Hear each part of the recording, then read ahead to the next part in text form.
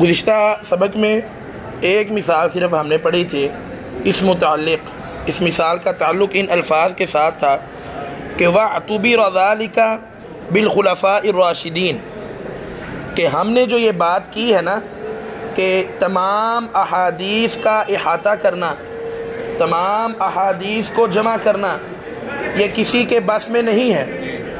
تمام احادیث کا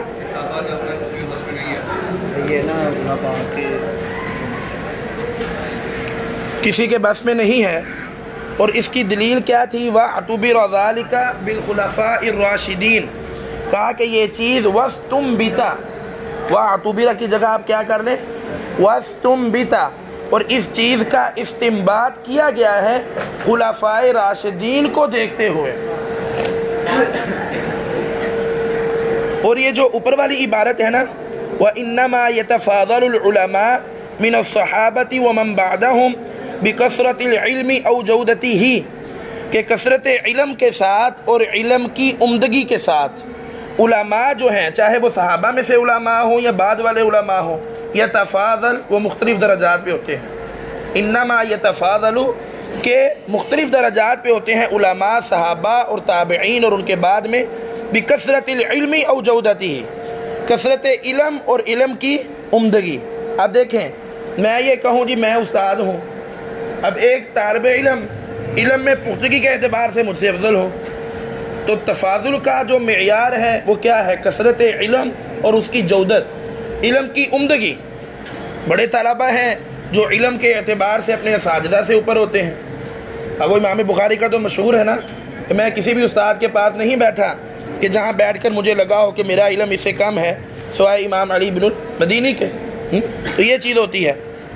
اور امام شافعی رحمہ اللہ نے الام میں یہ بات لکھی ہے، کہتے ہیں وَقَدْ يَعْزُبُ عَنِ الطَّوِيلِ الصُّحْبَةِ السُّنَّةِ، کا بعض اوقات ایک لمبی دیر اللہ کے رسول کے ساتھ رہنے والا جو صحابی ہے اس سے ایک سنت پوشیدہ رہ جاتی ہے، وَيَعْلَمُهَا بَعِيدُ الدَّارِ، اور قلیل الصحبہ، اور اس سنت کو وہ صحابی جانتا ہوتا ہے جو قلیل الصحبہ، انتہائی کم مدت رہا ہوتا ہے، اور بعید الدار، بہت دور کا رہنے والا ہوتا ہے، اس کو اس سنت کا پتہ ہوتا ہے، اور جو 24 گھنٹے ساتھ رہنے والے ہیں ان کو نہیں پتہ ہوتا۔ تو یہ چیزیں تو ہیں، یعنی جو ہم نے یہ دعویٰ کیا کہ سنت کو احاطہ ہر ایک کے لیے، یعنی کسی کے لیے ممکن نہیں، اس کی دلیل وَاسْتُنْبِتَ یعنی بالخلفاء الراشدین ہم اعلم الامت بامور رسول اللہ، کہ خلفاء جو ہیں امت میں سب سے زیادہ اللہ کے رسول کو جاننے والے ہیں، اور ان کی حالتوں کو، خصوصاً ابو بکر، کہ وہ کسی بھی حالت میں اللہ کے رسول سے جدا نہیں ہوتے تھے۔ ان تمام امور کے باوجود پہلی دلیل ہم نے یہ دی کہ سیدنا ابو بکر سے سوال کیا گیا کہ نانی کے لیے وراثت میں کیا ہے، یہ سنن ابی داود اور ترمذی کی حدیث ہے۔ کہا گیا کہ آپ کیا کہتے ہیں عن میراث الجدہ، کہ نانی کے بارے میں، جدہ دونوں طرف بولا جاتا ہے، دادی کو بھی بولا جاتا ہے اور نانی کو بھی بولا جاتا ہے۔ ام الاب اور ام الام دونوں کو جدہ کہا جاتا ہے۔ یہاں مراد کیا ہے؟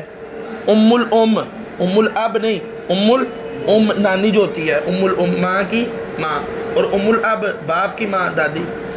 تو انہوں نے کہا ما لک فی کتاب اللہ من شیء، کہا تیرے لیے اللہ کی کتاب میں کچھ بھی نہیں ہے، وما علمت لک فی سنت رسول اللہ من شیء، اللہ کے رسول کی سنت میں بھی میں کوئی چیز نہیں جانتا جو مجھے بتائے کہ تیرے لیے وراثت میں کتنا حصہ ہے، لیکن میں لوگوں سے سوال کرتا ہوں۔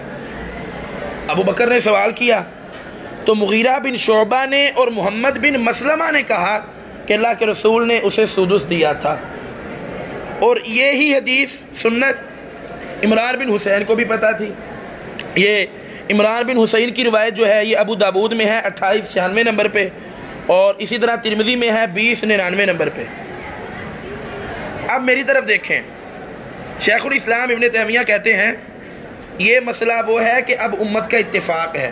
امام ابن المنذر نے لکھا ہے الاجماع میں، میں نے آپ کو کہا تھا، انہوں نے لکھا ہے وَأَجْمَعُوا، اہل علم نے اجماع کیا، اتفاق کیا، أَنَّ لِلْجَدَّةِ السُّدُسَ، نانی کے لیے چھٹا حصہ ہے، اذا لم یکن للمیت ام، جب میت کی ماں نہ ہو۔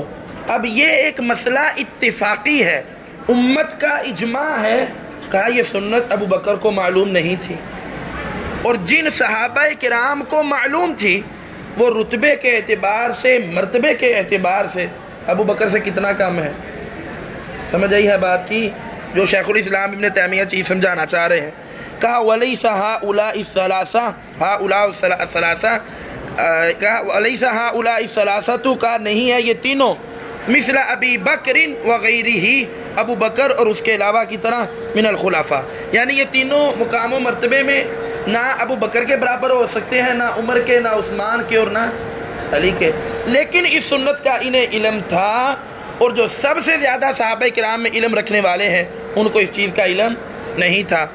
اب دوسری طرف آئیں، وَكَذَلِكَ عُمَرُ بْنُ الْخَطَّابِ، اسی طرح عمر بن خطاب لم یکن یعلم سنت الاستئذان، سنت الاستئذان، کہا عمر بن خطاب اجازت لینے سے جو متعلق سنت ہے اس کو نہیں جانتے تھے۔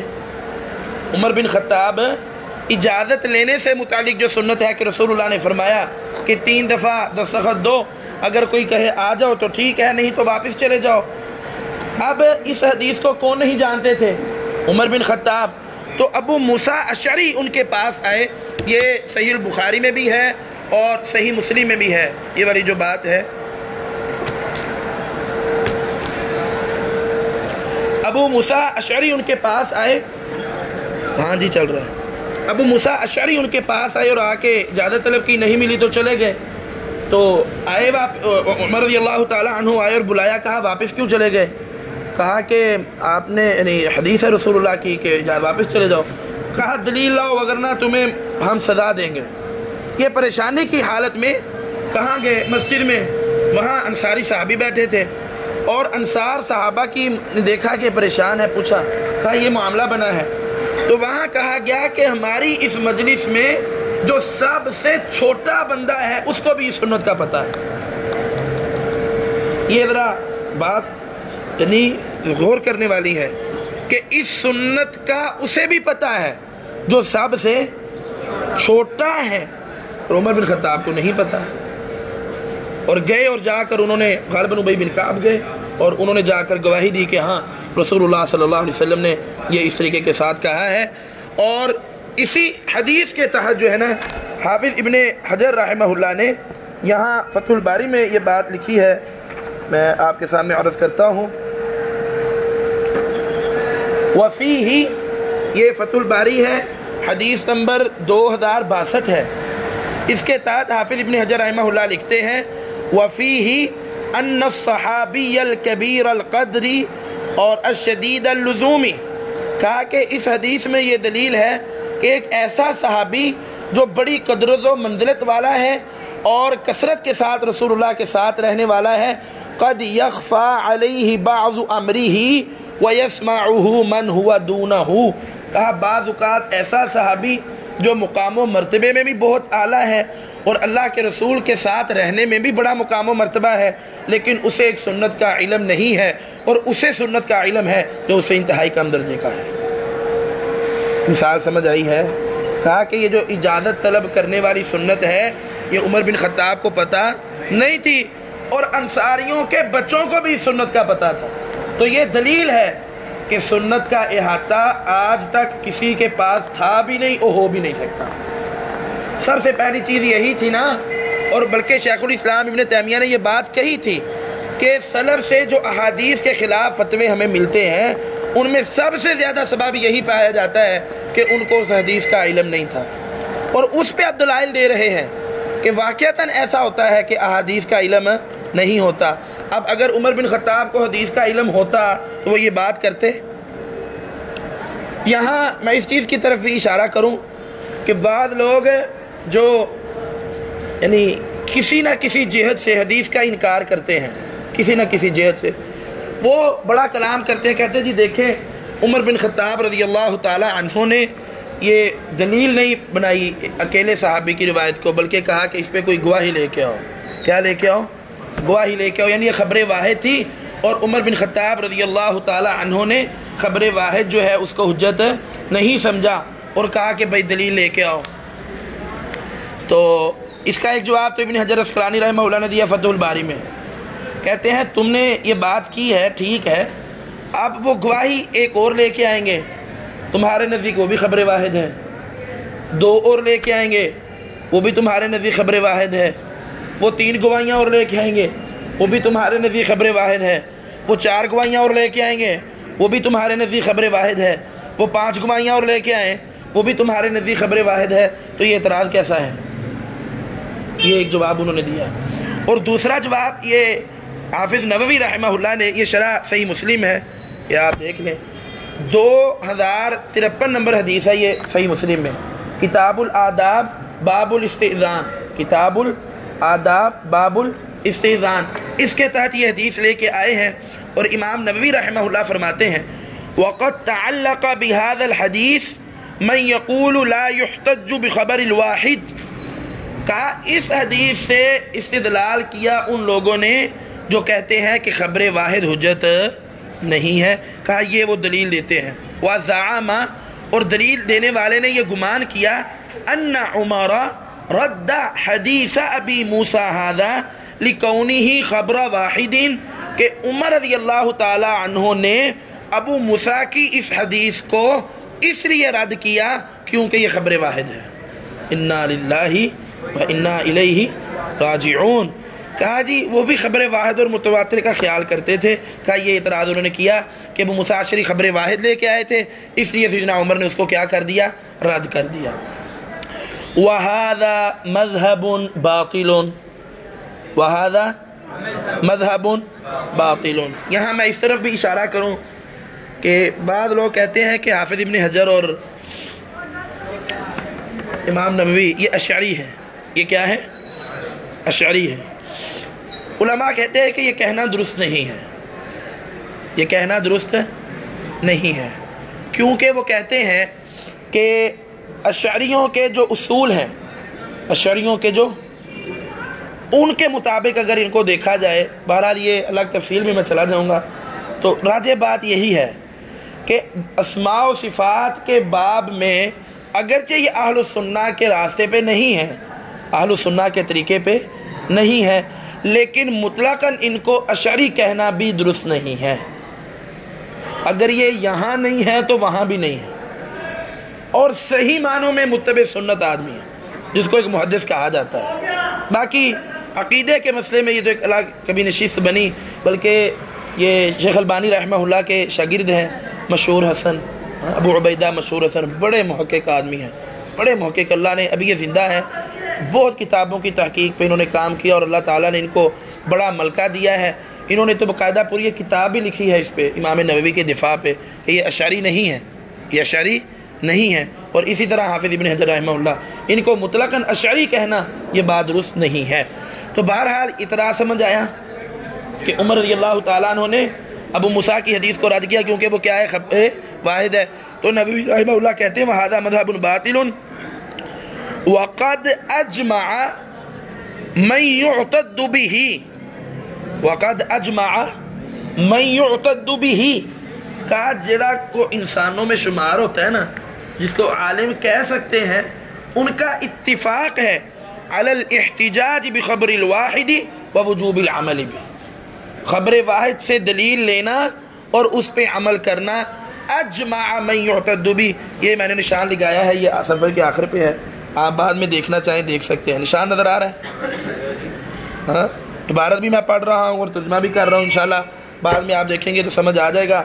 کہا کہ یہ چیز درست، صفحہ نمبر 131 ہے، یہ 2 حصے ہیں ایک جلد میں، 13 اور 14، 14ویں حصے کا 131 نمبر صفحہ ہے، یہاں 131 صفحے نمبر 2 ہوں گے، ایک 13ویں حصے کا وہ پیچھے ہوگا، وہ میں آپ کو دکھاتا ہوں۔ ایک 131 نمبر صفحہ یہ ہے، ایک 131 نمبر صفحہ یہ ہے، تو یہ والا 131 14ویں حصے کا۔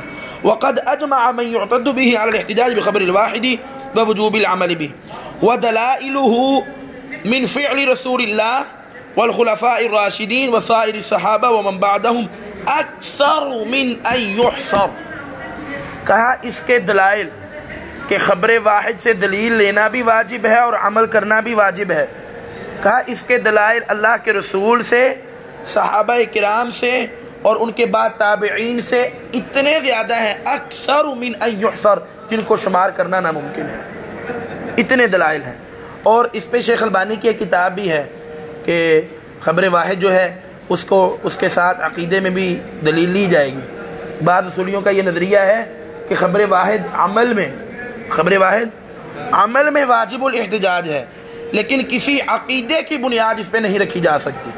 تو اس پہ شیخ البانی کی باقاعدہ ایک کتاب ہے اور اس کا اردو ترجمہ بھی چھپا ہوا ہے، اور انہوں نے لکھی کہ خبر واحد عقیدے میں بھی حجت ہے، اور صحیح بات یہی اہل السنہ کا جو نظریہ روز اول سے تھا آج تک، بلکہ یہ تقسیم ہی زنادقہ کی تھی کہ اخبار کو متواتر و احاد میں تقسیم کرنا، من حیث الثبوت، من حیث الدلالہ نہیں۔ فرق سمجھ آیا ہے؟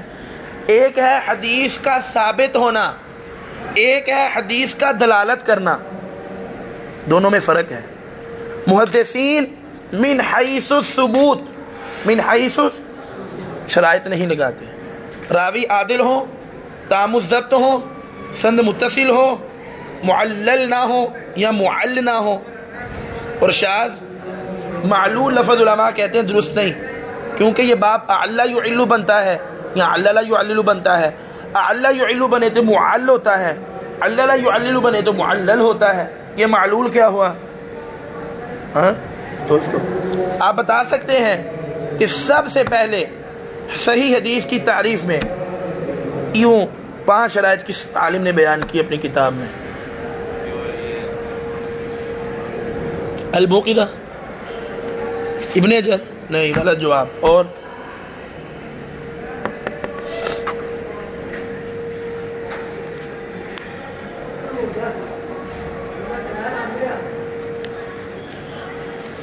اما قول لابی موسیٰ اقیم علیہ، کہا جو ابو موسیٰ نے کہا تھا نا، اور سیدنا عمر نے ابو موسیٰ اشعری کو کہا تھا، فلیس معناہ رد خبر الواحد من حیث ہوا خبر واحد، کہا یہ معنی نہیں رکھتا کہ یہ خبر واحد تھی تو انہوں نے خبر واحد سمجھ کے رد کر دیا، ولیکن خاف عمر مسارعۃ الناس الی القول علی النبی، کہا عمر رضی اللہ تعالیٰ عنہ تو لوگوں کو روکنا چاہتے تھے کہ کوئی فٹافٹ بات اللہ کے رسول کی طرف منسوب نہ کر دے، کوئی بات ہو اللہ کے رسول نے یوں کہا، کوئی بات ہو اللہ کے رسول نے یوں کہا۔ بہرحال آگے یہ تفصیل ہے، آپ دیکھ لیجئے گا، چونکہ ہمارے موضوع سے اس چیز کا تعلق نہیں تھا، اور ایک ضروری بات ہی میں نے اس طرف اشارہ کر دیا کہ بعض لوگ اس سے یہ دلیل لیتے ہیں، اور عام بندہ کہتا ہے یار واقعی گالتے انجی ہے کہ ابو موسیٰ نے آ کے بات کی ہے، عمر رضی اللہ تعالیٰ عنہ نے قبول بھی نہیں کی، بات تو اس کی ٹھیک ہے کہ خبر واحد حجت نہیں، حجت ہوتی تو دلیل کیوں مانگی گئی؟ بات سمجھ آئی ہے؟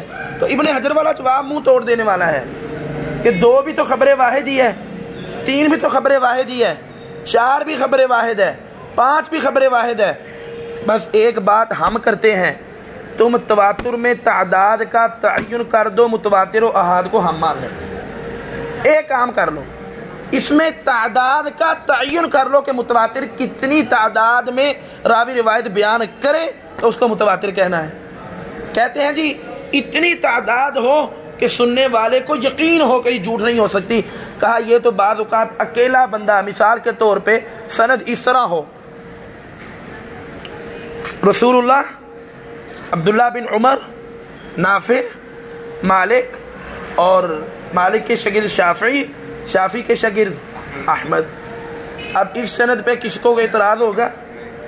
میں کہتا ہوں مجھے یہ قطعیت کا فائدہ دیتی ہے اس سند کے ساتھ جو حدیث مروی ہے نا، اگرچہ ایک ایک بیان کر رہے ہیں، عبداللہ بن عمر سے اکیلا نافع بیان کرے، مجھے 100% یقین ہے کہ وہ جھوٹے، نافع سے مالک بیان کرے موطا میں، مجھے 1,00,00,000% یقین ہے کہ وہ جھوٹے، مالک سے بیان کرے شافعی، مجھے 1,00,00,000% یقین ہے، اور شافعی سے بیان کرے ہمارے محبوب امام اہل سنہ، اور ہم کہیں شاک ہے، ہمیں تو بھائی ایک بندے کی خبر بھی یقین کا فائدہ دیتی ہے۔ اور اب تمہارا یہ اصول کہاں گیا؟ کبھی موقع ملا تو انشاءاللہ اس پہ تفصیل ہم پڑھیں گے۔ خصوصاً میں تو یہ کہتا ہوں، میں نے ایک دن کلاس میں کہا تھا کہ کوئی اس طرح کا انتظام کریں، 2-4 دن مقرر کریں، وہ جو نور الانوار میں السنہ کا چیپٹر ہے اس پہ شیخ ثناء اللہ زادی کا جو حاشیہ بھی ہے، وہ کوئی اس طرح پہ اہتمام کریں نشست کا، وہ 4-5 دن لگیں گے، السنہ کا چیپٹر پورا پڑھتے ہیں، اس میں انہوں نے ماشاءاللہ اس پہ بڑا تفصیل کے ساتھ لکھا ہے یہ جو متواتر اور احاد کی باتیں ہیں۔ اور اسی طرح شیخ حاتم العونی کی کتاب ہے المنہج المقترح فی علم المصطلح، اس میں انہوں نے کافی ماشاءاللہ تفصیل کے ساتھ لکھا یہ جو متواتر اور احاد کی تقسیم کرتے ہیں۔ اور اسی طرح کہا وَلَمْ يَكُنْ عُمَرُ، اور نہیں تھے عمر رضی اللہ تعالیٰ عنہ جانتے کہ أَنَّ الْمَرْأَةَ تَرِثُ مِنْ دِيَةِ زَوْجِهَا، کہ ایک عورت کا خامند قتل ہو جاتا ہے اس کی دیت ملتی ہے۔ عمر رضی اللہ تعالیٰ عنہ کہتے تھے کہ اس کی بیوی کو دیت سے حصہ نہیں ملے گا۔ واضح حدیث ہے کہ رسول اللہ نے دیا تھا، واضح حدیث ہے کہ دیا تھا۔ اب یہ کہتے نہیں دے گی، بلکہ وہ کہتے تھے دیت جو ہے للعاقلہ، قبیلے والوں کے لیے ہے۔ یہاں تک کہ خط لکھا عمر بن خطاب کو ضحاک بن سفیان نے، کہا کہ ان رسول اللہ ورث امرأۃ اشیم الضبابی، یہ اشیم کی صفت بنے گی، کہا کہ اللہ کے رسول نے اشیم الضبابی کی جو بیوی ہے اس کو وارث بنایا تھا من دیت زوجیہا، اس کی خامد کی دیت سے۔ تو سیدنا عمر نے فوراً رجوع کر لیا، فوراً کیا کر لیا؟ یہ دلائل پتہ ہے کس چیز کے پڑھ رہے ہیں؟ کیا؟ لم یبلغ الحدیث، کہ بعض اوقات بڑے سے بڑے عالم کو بھی حدیث کا علم ہے۔ تو دنیا میں سب سے بڑے علماء خلفاء تھے، ایک مثال ابو بکر کی دی ہے، اور باقی ابو بکر کی مثال پہ غور کیجئے گا، انہوں نے فتویٰ نہیں دیا، فتویٰ صرف کہا کہ مجھے اس بارے میں علم نہیں، میں مشورہ کروں گا۔ اور ان لوگوں کا سیدنا عمر کا فتویٰ ہے، بعد میں رجوع ہے۔ شیخ الاسلام ابن تیمیہ نے یہ بات لکھی ہے، کہا سیدنا ابو بکر سے ان کا کوئی ایسا قول مروی نہیں ہے جو کتاب و سنت کے بظاہر خلاف نظر آتا ہو۔ ہذہ میزۃ لابی بکر رضی اللہ عنہ، ان کی خصوصیت ہے۔ کہا جائیں آپ ذخیرہ کتب حدیث اور آثار چھان ماریں، کوئی ایک فتویٰ لائیں سیدنا ابو بکر کا جو بظاہر جس طرح یہ لگ رہے ہیں۔ اب سیدنا عمر کا واضح کہا کہ وارث نہیں بنے گی، تو وہاں سے خط آیا کہ بھئی حدیث ہے، تو کہا ٹھیک ہے۔ ایک وقت تک تو موقف تھا نا، کہا ابو بکر کا کوئی آپ دکھائیں۔ یہ شیخ الاسلام ابن تیمیہ نے بات لکھی ہے۔ وَلَمْ يَكُنْ فَتَرَكَ رَأْيَهُ لِذَلِكَ، تو سیدنا عمر نے اپنی رائے کو اس حدیث کی وجہ سے ترک کر دیا۔ وقال، اور کہا لو لم نسمع بهذا، اگر ہم یہ حدیث نہ سنتے لقضینا بخلافہ، تو ہم اس حدیث کے خلاف ہی فیصلہ کرتے رہتے۔ لقضینا بخلافہ، یہ جو ہے نا لو لم نسمع سے لے کر بخلافہ تک یہ بریکٹ میں کر لیں، لو لم نسمع سے بخلافہ تک، او ہو مطلب اپنا نشان لا لو۔ یہ ٹکڑا اس واقعے کا حصہ نہیں ہے، یہ بات کہی تھی عمر رضی اللہ تعالیٰ عنہ نے، لیکن وہ قصہ اور ہے۔ یہ ٹکڑا جہاں شیخ الاسلام نے لکھا ہے یہاں نہیں کہا تھا عمر رضی اللہ تعالیٰ، وہ اور قصہ ہے۔ دارقطنی کی حدیث ہے 117 نمبر، اب وقت نہیں آپ خود نکال کے دیکھ لیجئے گا، 117 نمبر حدیث ہے دارقطنی میں، صحیح حدیث ہے۔ وہ اس موقع پہ کہا تھا سیدنا عمر نے یہ ٹکڑا، تو یہ چیز ضروری تھی بتانا۔ پھر اسی طرح وَلَمْ يَكُنْ يَعْلَمُ حُكْمَ الْمُجُوسِ فِي الْجِزْيَةِ، یہ جو جزیہ لیتے ہیں، کہا کہ عمر رضی اللہ تعالیٰ عنہ کو اس کی سنت کا بھی علم نہیں تھا، یعنی یہ جزیہ نہیں لیتے تھے مجوسیوں سے، کہتے ہیں ان سے جزیہ نہیں لینا۔ یہاں تک کہ عبد الرحمن بن عوف نے ان کو بیان کیا، کہا کہ رسول اللہ نے کہا تھا سنو بہم سنت اہل الکتاب، ان کے ساتھ بھی وہی طریقہ کریں جو آپ اہل کتاب کے ساتھ کرتے ہیں۔ پھر ان سے جزیہ لیا گیا، تو اب پہلے ان کو سنت کا علم تھا، اب عمر رضی اللہ تعالیٰ عنہ سے زیادہ کو اللہ کے رسول کے ساتھ رہا ہے۔ کتنی ملازمت ہے، کتنی حدیثیں آ گئی ہیں جن کا علم نہیں تھا۔ اور اسی طرح آگے ہے کہ جب سیدنا عمر سرغ مقام پہ آئے، یہ سرغ اور سرع را ساکن ہے، سرغ اور سرع یہ دونوں طرح پڑھا جاتا ہے، غین اور عین دونوں طرح پڑھا جاتا ہے یہ۔ اور ان کو پتہ چلا کہ شام میں طاعون ہے، انہوں نے مہاجرین سے مشورہ کیا اور جو ان کے ساتھ تھے اور انصار سے اور فتح مکہ والے جو مسلمان تھے ان سے، تو فَأَشَارَ كُلٌّ عَلَيْهِ بِمَا رَآهُ وَلَمْ يُخْبِرْهُ أَحَدٌ بِسُنَّةٍ، ہر ایک نے اپنی اپنی رائے دی، کسی کو بھی سنت کا علم نہیں تھا۔ صحابہ کا ایک اجتماع ہے۔ مسئلہ پیش یہ آیا کہ آگے طاعون کی بیماری پھیلی ہے، وہاں جائیں کہ اب واپس جائیں؟ کچھ لوگوں نے کہا جی واپس جانا چاہیے، ایسی چنگے پلے ہمیں بیماری سے تھا جا کے بیٹھ جائیے۔ اس نے کہا ایک کام کی نیت کر کے آئے ہیں، نیت کیوں بدلیں؟ آئے ہیں توکل علی اللہ، جانا چاہیے۔ یہ دو آراء سامنے ہیں، کہا چلو صبح فیصلہ کریں گے۔ تو عبد الرحمن بن عوف آئے اور انہوں نے اللہ کے رسول کی حدیث بیان کی کہ اللہ کے رسول نے فرمایا ہے اذا وقع بارض وانتم بها، جب طاعون واقع ہو کسی جگہ پر اور تم وہاں ہو، فلا تخرجوا فرارا منه، تم وہاں سے نہ نکلو۔ واذا سمعتم به بارض فلا تقدموا علیہ، جب سنو کہ کسی جگہ طاعون ہے تو وہاں جاؤ بھی نہیں۔ وہاں بخاری مسلم کی یہ حدیث ہے، سمجھ آئی بات کی؟ تو یہ حدیث بیان کی، سنت کا پتہ چل گیا اور گئے ہی نہیں وہاں۔ اب پہلے سنت کا پتہ تھا، پورے کے گروہ کو نہیں پتہ تھا۔ یہ جو پیچھے ہم نے حدیث پڑھی ہے نا، یہ اوپر ورثہ امرأۃ اشیم الضبابی لکھا ہے نا، 1 نمبر بھی لکھا ہوا ہے، من دیت زوجہا، اس کے نیچے لکھا ہے رواہ احمد و ابو داؤد و ترمذی وقال حدیث حسن صحیح۔ تو اس حدیث کی صحت میں اختلاف ہے۔ اختلاف اس وجہ سے ہے کہ اس حدیث کی سند بیان کرتے ہیں امام سعید ابن المسیب عن عمر بن الخطاب، سعید بن مسیب عن عمر۔ تو اہل علم کا اس بات میں اختلاف ہے کہ امام سعید بن مسیب کا سیدنا عمر سے سماع ثابت ہے یا ثابت نہیں ہے۔ فیہ ثلاثۃ اقوال لأہل العلم، بعض وہ ہیں جنہوں نے سماع کی نفی کی اور جن میں امام مالک ہیں، یحییٰ بن معین ہیں، ابو حاتم الرازی ہیں، یحییٰ بن سعید القطان ہیں، اور بعض وہ ہیں جنہوں نے کہا سماع ثابت ہے، امام احمد ہے، امام علی بن المدینی ہے، اور امام حاکم ہیں، امام بخاری ہیں۔ سمجھے بات کی؟ 2 قول ہو گئے۔ بعض وہ ہیں جنہوں نے کہا کہ کچھ روایات سنی ہیں، اکثر نہیں سنی، کچھ روایات سنی ہیں اکثر نہیں سنی، اور ان میں آ جاتے ہیں امام ذہبی آ جاتے ہیں، ابن رجب آ جاتے ہیں، ابن عبد البر جو ہیں وہ آ جاتے ہیں۔ تو آگے چل کے ہو سکتا ہے کسی جگہ یہ چیز آپ کو کام دے کہ سعید ابن المسیب کا، اس پہ ایک مقالہ بھی ایک طالب علم نے لکھا ہے، غالباً 60 صفحوں کا ہے، اگر کوئی ساتھی PDF لینا چاہے تو وہ لے سکتا ہے، عربی میں ہے، آپ تو ماشاءاللہ پڑھ سکتے ہیں۔ تو دقت کے ساتھ ایک دفعہ پڑھیں، ماشاءاللہ میں نے پڑھا، بہت شاندار مقالہ جو ہے اس نے لکھا کہ کیا سعید ابن المسیب کا سماع ثابت ہے یا نہیں ہے۔ اور پھر ایک اور چیز ہے کہ سماع ثابت نہ بھی ہو تو کیا روایت کو رد کر دیا جائے گا؟ سعید عن عمر کے سلسلہ سند سے روایت ہو، یہ 2 چیزیں اس نے اس میں بحث کی ہے، تو کوئی طالب علم پڑھنا چاہے وہ لے سکتا ہے۔ اور ایک اور مثال ذکر کی ہے، کہا وَتَذَاكَرَ هُوَ وَابْنُ عَبَّاسِ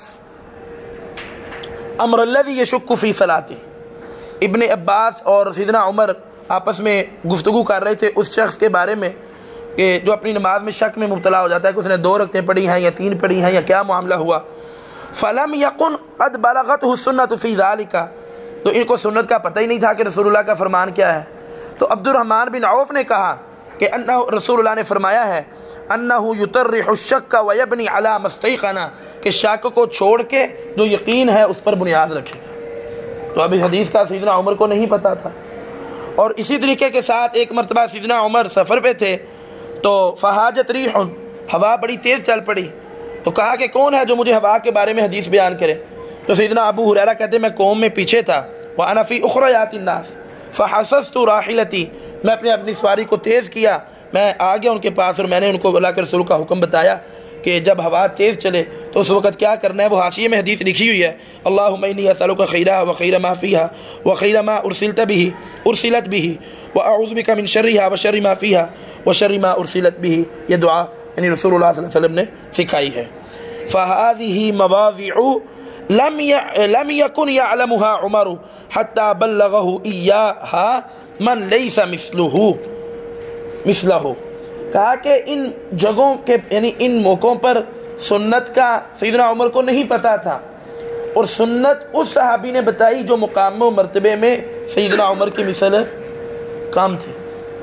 یہ ساری کی ساری جگہ وَمَوَاضِعُ أُخَرَ، اور کئی اور جگہ بھی ہیں کہ لم یبلغہ ما فیہا من السنة، کہ ان کو حدیث کا نہیں پتا تھا، فَقَضَى فِيهَا أَوْ أَفْتَى فِيهَا بِغَيْرِ ذَلِكَ، تو اس میں انہوں نے اپنے علم کے مطابق حدیث کے خلاف فتویٰ دے دیا۔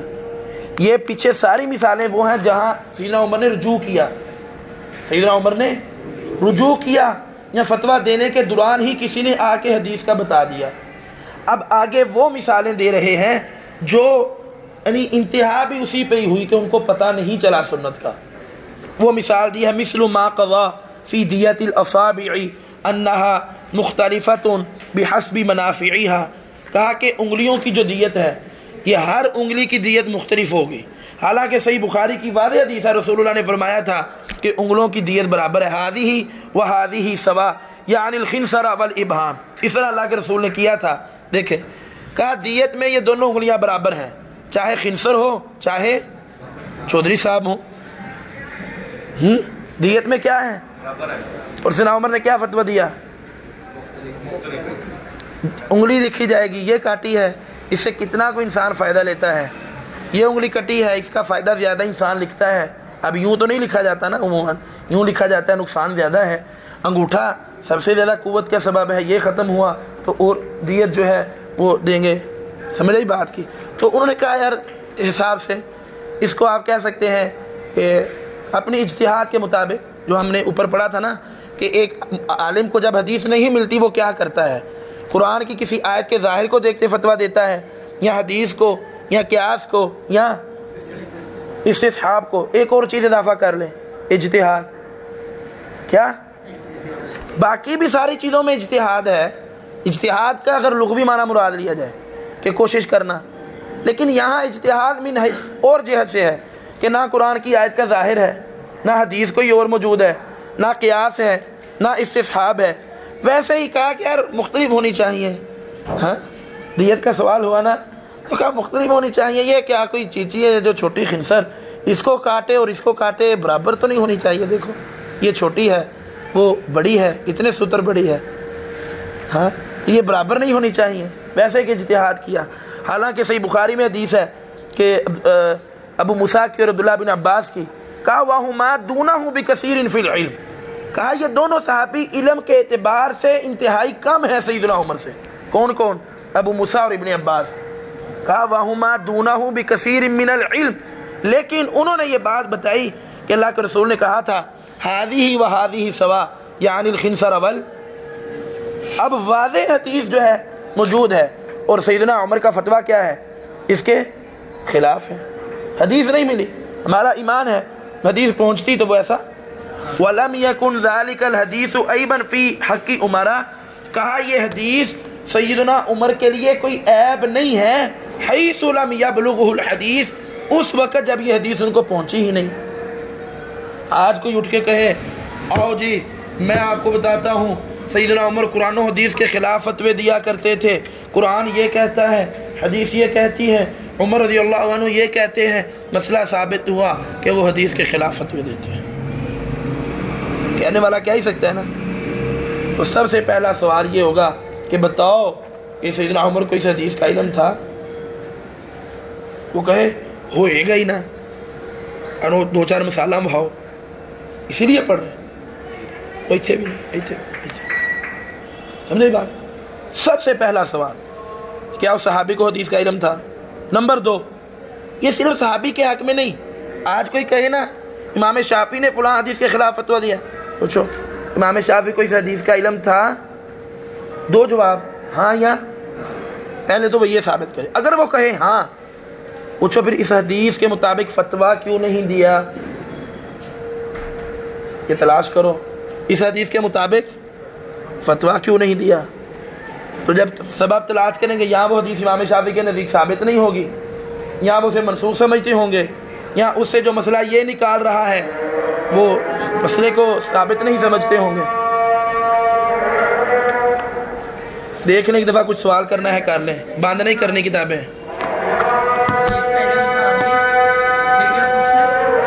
حدیث کا علم تھا یا نہیں؟ اگر وہ کہے نہیں تو پھر تو وہ معذور ہوئے، اگر تھا تو اس کے مطابق انہوں نے فتویٰ کیوں نہیں دیا؟ ہمیں بتاؤ۔ آگے باقی کتاب کدھر ہے؟ کچھ سمجھ آئی ہے؟ ایک ایک مثال دیکھو، کچھ نماز پڑھانی ہے آپ پہلے پھر نکلے آپ نے بھی پڑھانی ہے، جلدی اللہ کی سپرد۔ فی امان اللہ، فی امان اللہ۔